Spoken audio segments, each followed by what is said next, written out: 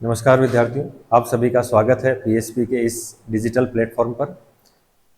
आज हम सीईटी 2024 से संबंधित राजस्थान इतिहास के क्वेश्चनों की एक श्रृंखला लेकर आए हैं। बात करेंगे हम संपूर्ण राजस्थान का जो इतिहास है उसके जो महत्वपूर्ण क्वेश्चन, संभावित क्वेश्चन हमको लगते हैं उनके ऊपर यहाँ अपन चर्चा करेंगे। शुरुआत करते हैं पहले क्वेश्चन से कि किस पुरातत्वविद को प्रथम बार कालीबंगा सभ्यता को प्रकाश में लाने का श्रेय दिया जाता है। तो राजस्थान का जो प्राचीन इतिहास है उसमें सभ्यताएं हैं कालीबंगा, आहड़, गणेश्वर, बालाथल और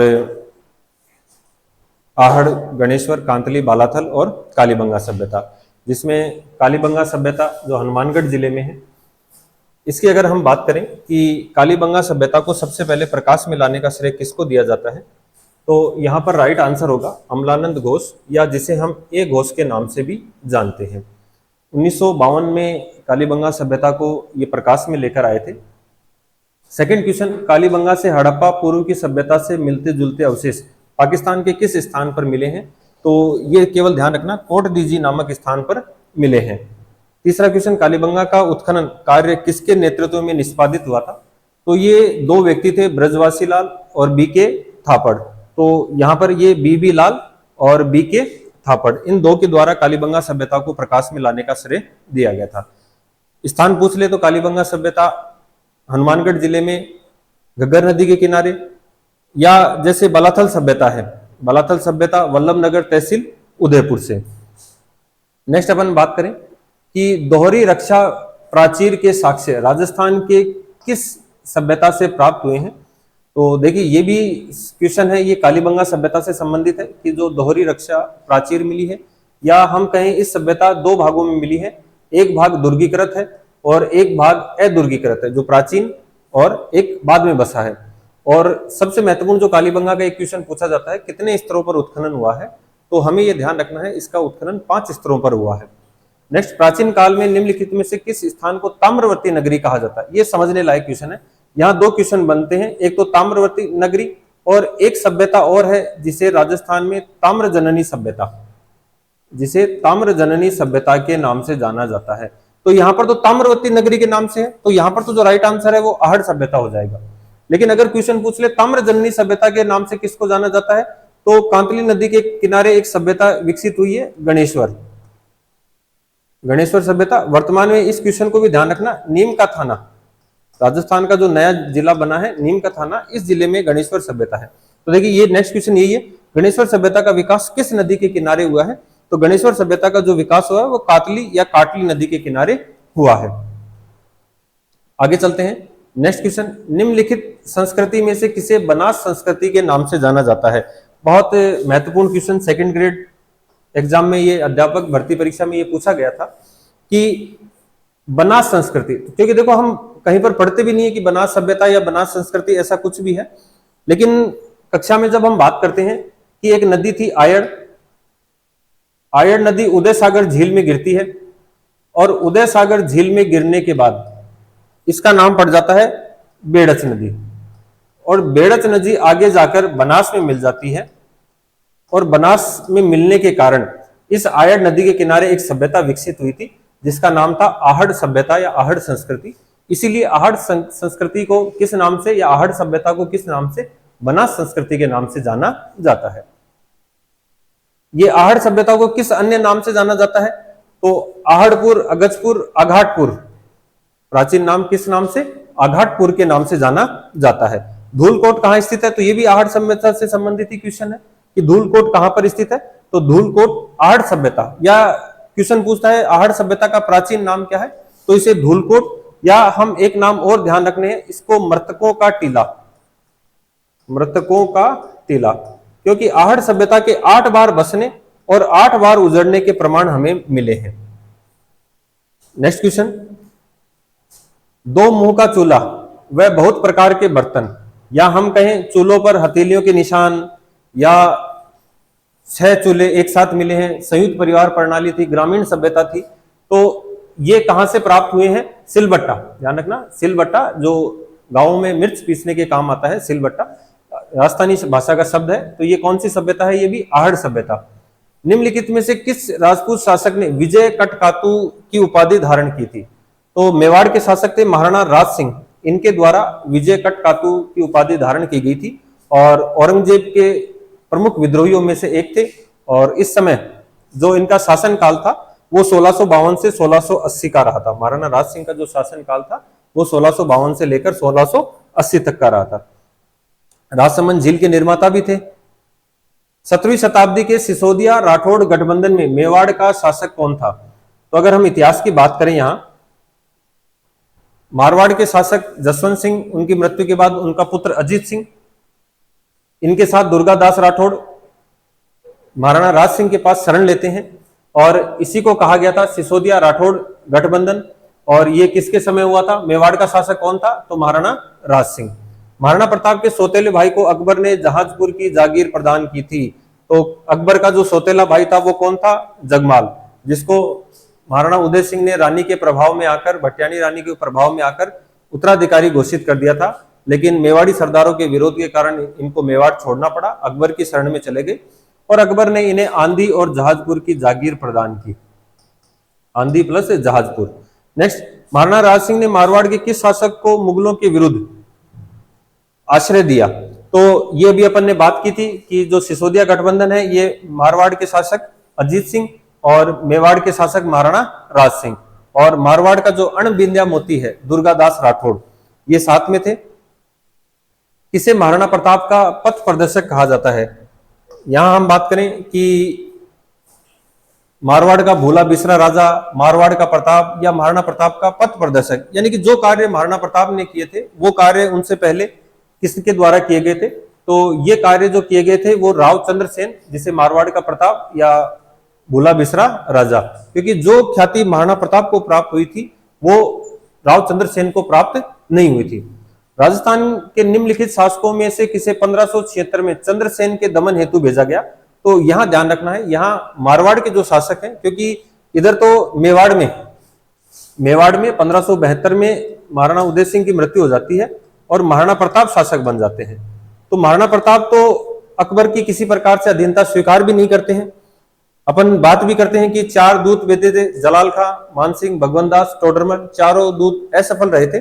तो यहां मेवाड़ का नाम तो किसी भी कंडीशन में नहीं आएगा और ज्यादातर जो नाम आएगा वो बीकानेर के शासकों के आएगा कि बीकानेर के शासक फिर जो आमेर वाले शासक थे उनके बाद में सबसे ज्यादा करीबी रहे हैं मुगलों के। तो बीकानेर के शासक कौन?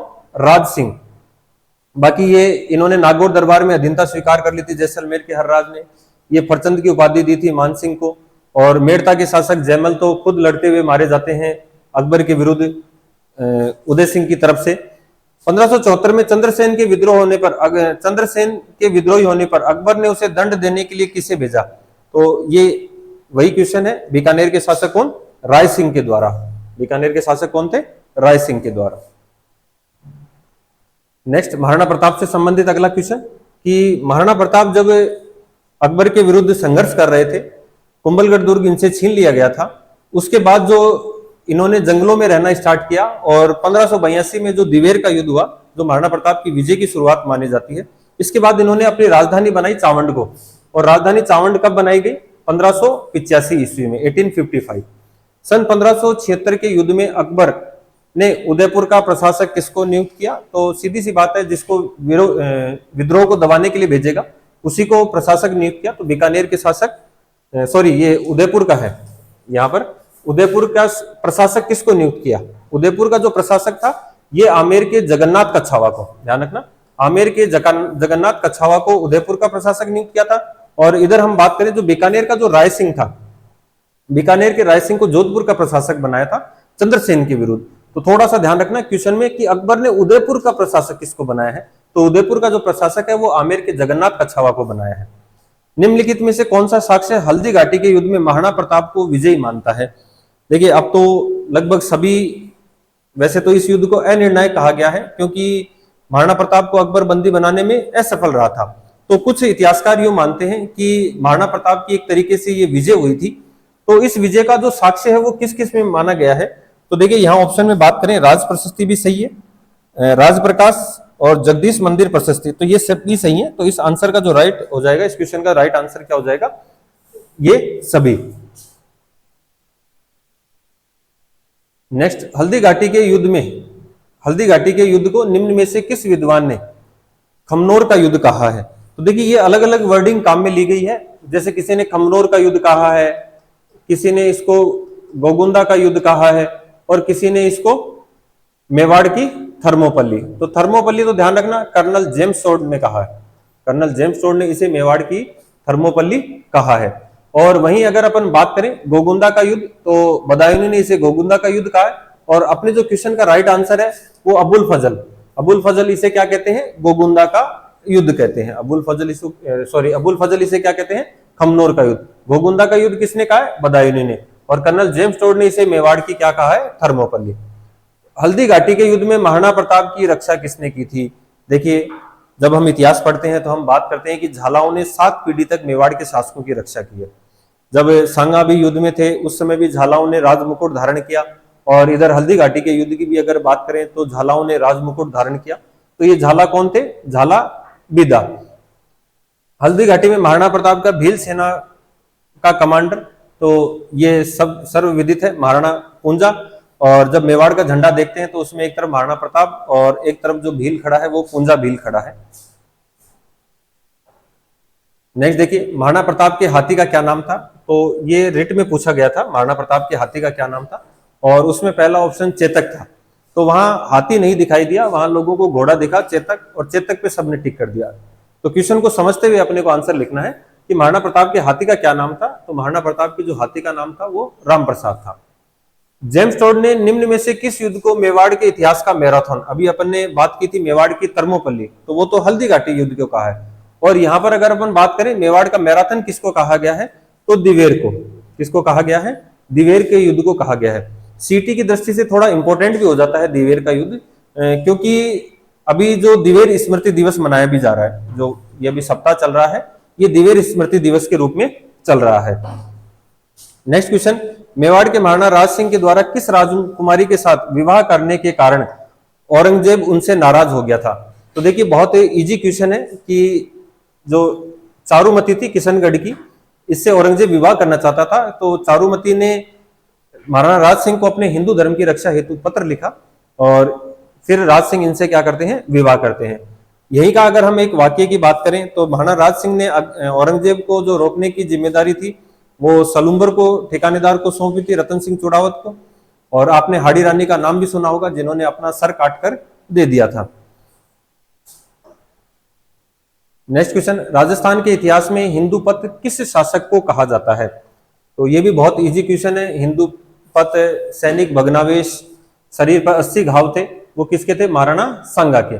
महाराणा सांगा ने किस युद्ध में बाबर की सेना को हराया था? तो 2 युद्ध लड़े थे। एक तो खानवा का युद्ध, खानवा के युद्ध में बाबर पराजित हो गए थे, लेकिन उससे पहले बयाना के युद्ध में बाबर की सेना को पराजित किया था।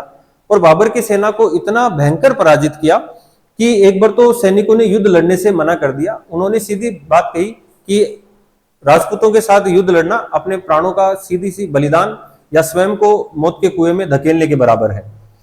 खानवा के युद्ध में घायल होने पर सांगा जब घायल हो गए थे तो नेतृत्व किसने संभाला? अभी अपन ने बात की थी। तो यहां पर कौन संभालेंगे? झाला अज्जा।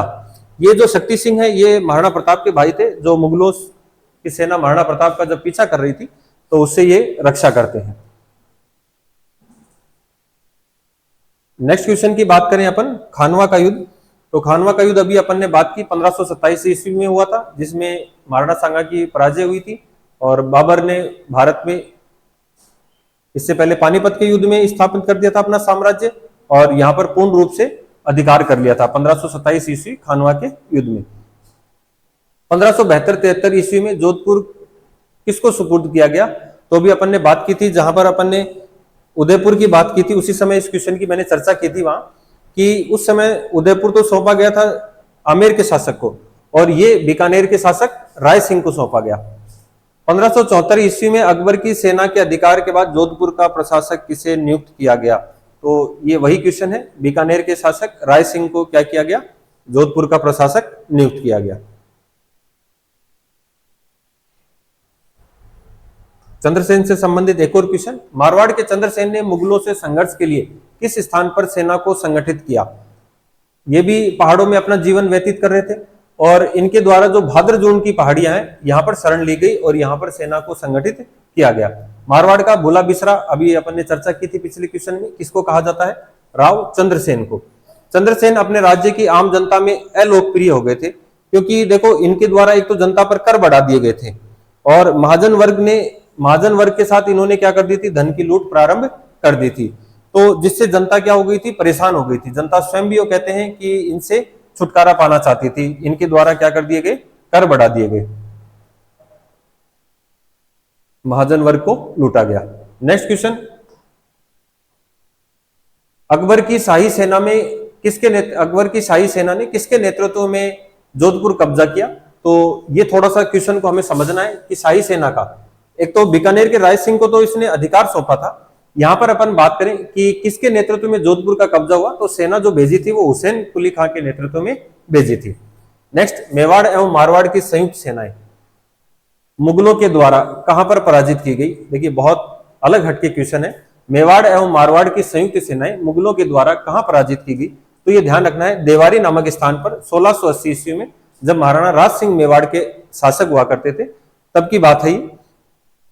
नेक्स्ट अपन बात करें, 1564 ईस्वी में चंद्रसेन के कौन से भाई ने अकबर के दरबार में उपस्थित होकर चंद्रसेन के विरुद्ध सहायता मांगी थी?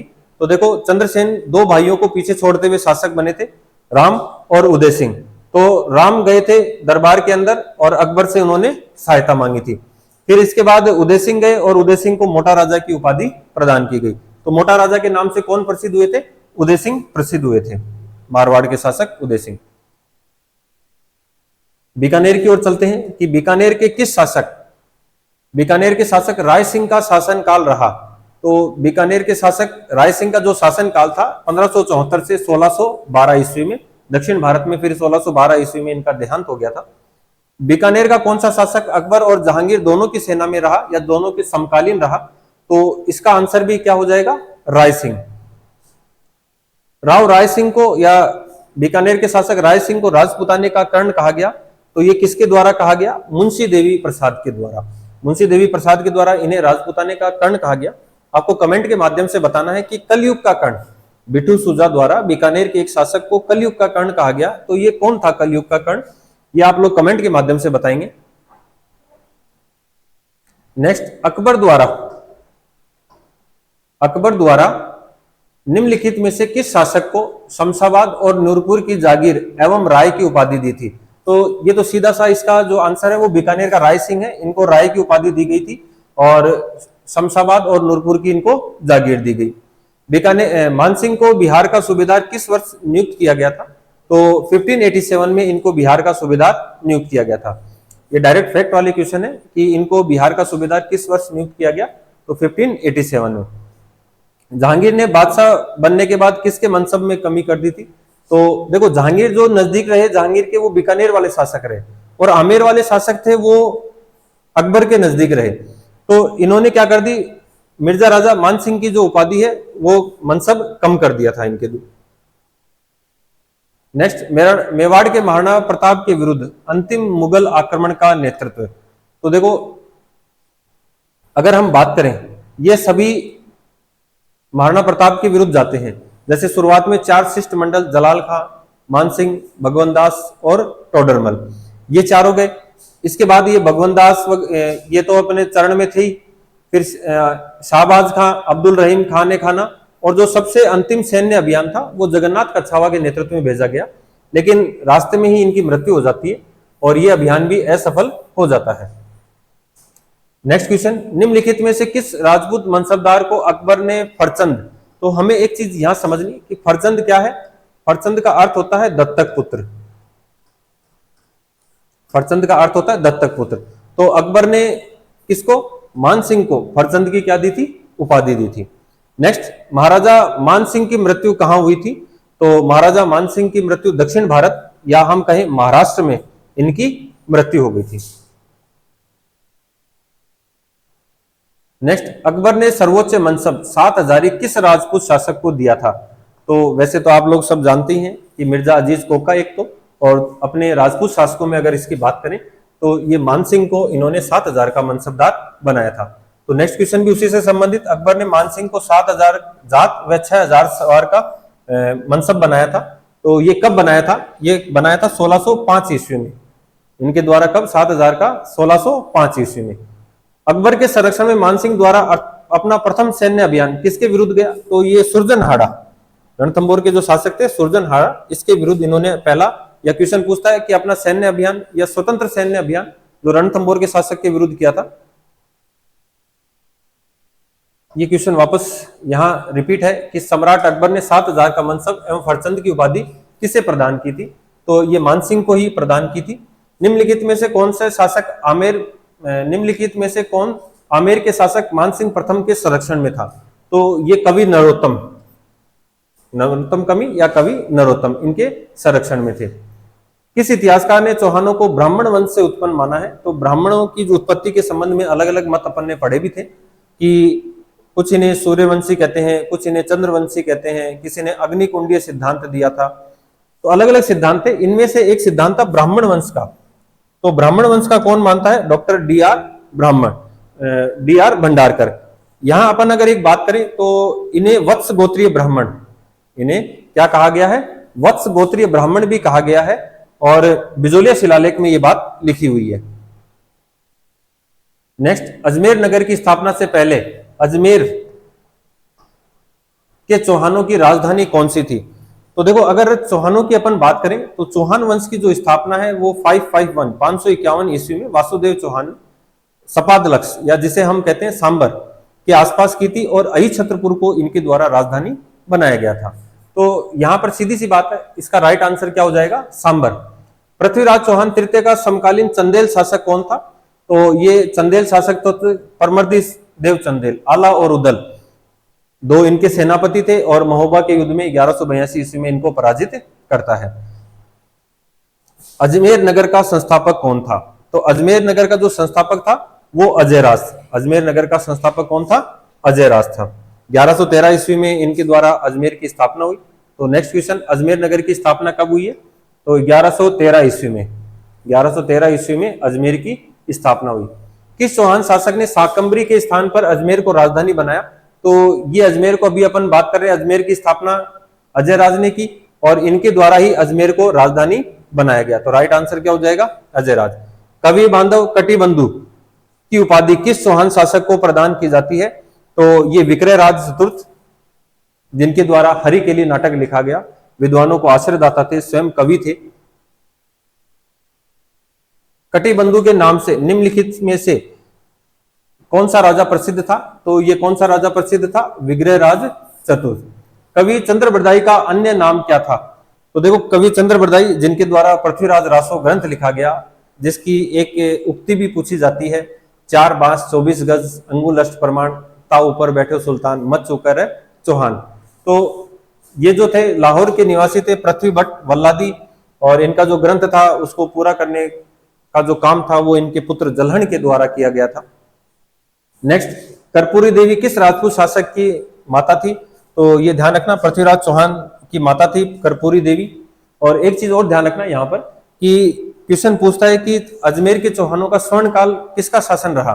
तो इसमें ये हमें याद रखना है कि विग्रहराज चतुर्थ, क्योंकि हम पृथ्वीराज चौहान को ज्यादा पढ़ते हैं, लेकिन ये स्वर्ण काल नहीं था। ये दिल्ली के तोमरों को पराजित किया था इनके द्वारा, और अपने साम्राज्य का विस्तार दिल्ली तक कर दिया था। तो इनका शासनकाल चौहानों का स्वर्ण काल कहलाता है। नेक्स्ट क्वेश्चन, अजमेर के चौहानों को कहां के चौहानों के नाम से भी जाना जाता है? तो अभी मैंने आपको बताया था सपादलक्ष के आसपास, वर्तमान में जो सांबर वाला क्षेत्र है, वहां पर इन चौहानों को सपादलक्ष या सांबर के चौहानों के नाम से भी जाना जाता है।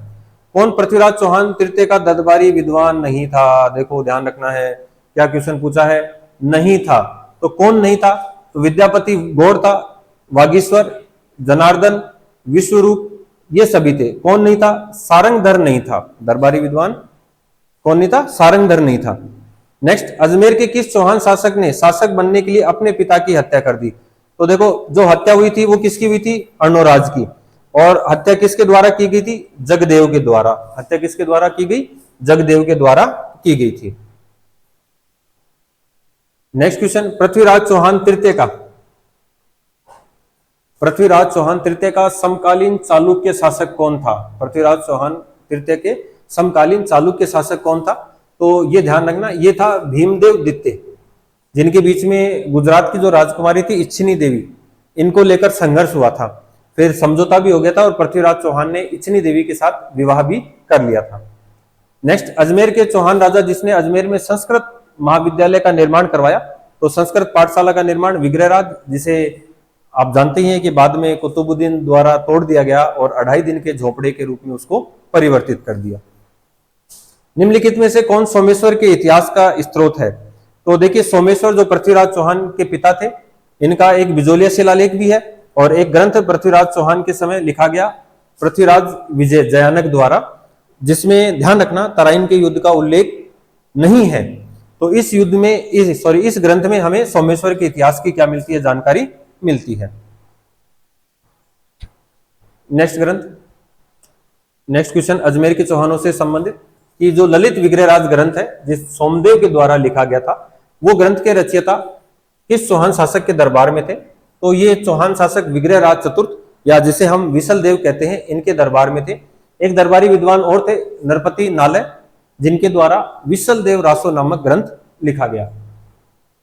पृथ्वीराज चौहान तृतीय के पिता थे, तो बहुत इजी क्वेश्चन है, सोमेश्वर इनके पिता थे। और किस चौहान शासक द्वारा ज्वालीपुर को ज्वालापुर में परिवर्तित कर दिया गया? तो ये थोड़ा सा देखिए अलग क्वेश्चन है। विग्रहराज चतुर्थ, इनके द्वारा ज्वालीपुर को किसके रूप में? ज्वालापुर के रूप में परिवर्तित कर दिया गया। नेक्स्ट देखिए, रणथंभौर के चौहान। रणथंभौर में अगर अपन बात करें कि रणथंभौर के चौहान वंश की स्थापना किसने की थी, तो पृथ्वीराज चौहान पृथ्वीराज चौहान तृतीय के जो पिता थे, पृथ्वीराज चौहान तृतीय के जो पुत्र थे गोविंदराज, इनके द्वारा रणथंभौर के चौहान वंश की स्थापना की गई। और रणथंभौर का जो सबसे प्रतापी शासक हुआ था वो हमीर देव चौहान था। तो यहाँ पर जो क्वेश्चन पूछा है कि 1301 में किसके मध्य हुआ था रणथंभौर का युद्ध? 1301 में किसके मध्य हुआ था? तो ये अलाउद्दीन खिलजी और हमीर के नेतृत्व में ये युद्ध लड़ा गया था। ये राजस्थान का पहला साका था जिसमें केसरिया और जौहर दोनों हुआ था, हमीर और इनकी पत्नी रंग देवी के द्वारा। रणथंभौर के शासक हमीर चौहान ने किस वर्ष दिल्ली के सुल्तान जलालुद्दीन खिलजी के साथ प्रथम बार मुठभेड़ की थी? तो 2 बार लड़े थे। ये पहली बार जो लड़े वो 1290 ईस्वी में लड़े थे। यहाँ पर एक कथन भी फेमस हुआ था कि जब जलालुद्दीन खिलजी सफल नहीं होते हैं तो वो यूं कहते हैं कि ऐसे 10 किलो को मैं मुसलमान के एक बाल के बराबर भी महत्व नहीं देता। नेक्स्ट, निम्नलिखित में से कौन सा शासक जालोर के चौहान वंश से संबंधित नहीं है? तो देखिए स्टूडेंट, ऐसे क्वेश्चनों को आपको हल करने के लिए अगर आपको पूरा नॉलेज होगा तो ही हम कर पाएंगे। जैसे समर सिंह, उदय सिंह और जालोर के चौहान शासकों से संबंधित नहीं है, तो कीर्तिपाल। तो कौन संबंधित नहीं है? वत्सराज, ये प्रतिहार वंश से था। जालोर के चौहान वंश की स्थापना 1181-82 ईस्वी में किसके द्वारा की गई थी? तो वो कीर्तिपाल। कीर्तिपाल को जो उपाधि थी वो क्या थी? कीतु एक महान राजा।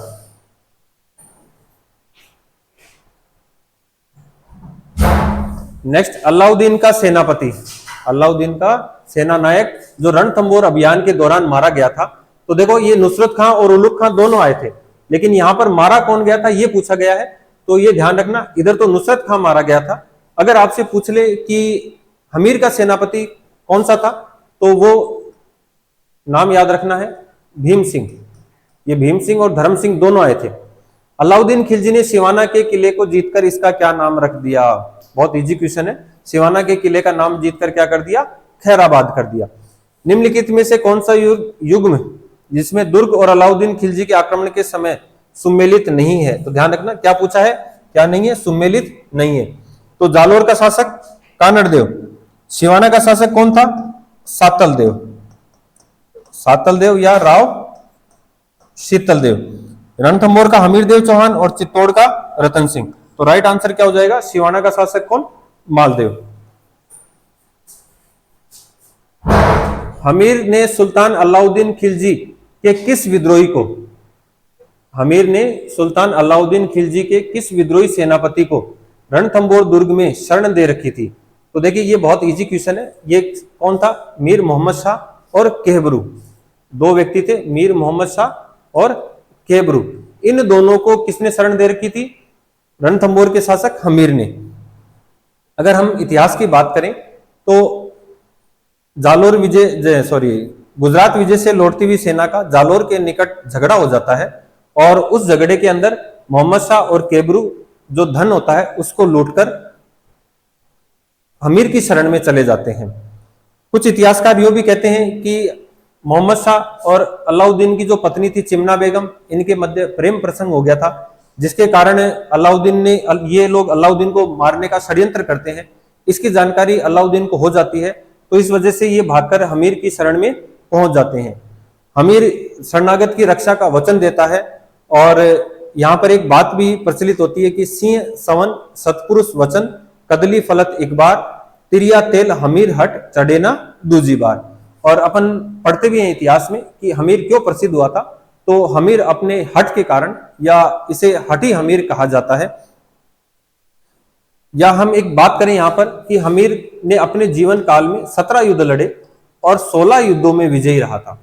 हमीर अपने जीवन काल में 16 युद्धों में विजयी रहा था। इसने अपने पिता जित्र सिंह की याद में एक छतरी बनाई थी, जिसे 32 खंभों की छतरी, या क्वेश्चन पूछा जाता है कि न्याय की छतरी किसे कहा जाता है, तो न्याय की छतरी या रणथंबोर की छतरी, रणथंबोर की छतरी। नेक्स्ट क्वेश्चन अपन बात करें कि अलाउद्दीन खिलजी ने किस दुर्ग को विजित करके उसका नाम खैराबाद रखा। अलाउद्दीन ने किस युद्ध को विजित करके उसका नाम खैराबाद रखा। तो देखिए कौन से दुर्ग का नाम खैराबाद रखा, तो ये ध्यान रखना है यहाँ पर, सिवाना दुर्ग का क्या नाम रख दिया, खैराबाद। और चित्तौड़ दुर्ग को जीतकर क्या रखा था, ये भी ध्यान रखना है, चित्तौड़ दुर्ग को जीतकर क्या रखा था, खिजराबाद रखा था। चित्तौड़ दुर्ग का क्या नाम रखा था, खिजराबाद। और यही हम बात करें जालोर दुर्ग, जालोर दुर्ग का क्या नाम रखा था, जलालाबाद। तो जालोर दुर्ग का क्या नाम रखा था, जलालाबाद। तो ये एक क्वेश्चन की सीरीज थी सीईटी से संबंधित, या आने वाली जो भी प्रतियोगी परीक्षाएं हैं उसमें राजस्थान के इतिहास के जो भी महत्वपूर्ण क्वेश्चन है उनसे संबंधित। तो अधिक से अधिक इस वीडियो को देखिए, अपने साथियों के साथ शेयर कीजिए, ताकि सीईटी और अन्य एग्जाम में उनको इस चीज़ का बेनिफिट हो। वीडियो को लाइक कीजिए और चैनल को सब्सक्राइब कीजिए। धन्यवाद।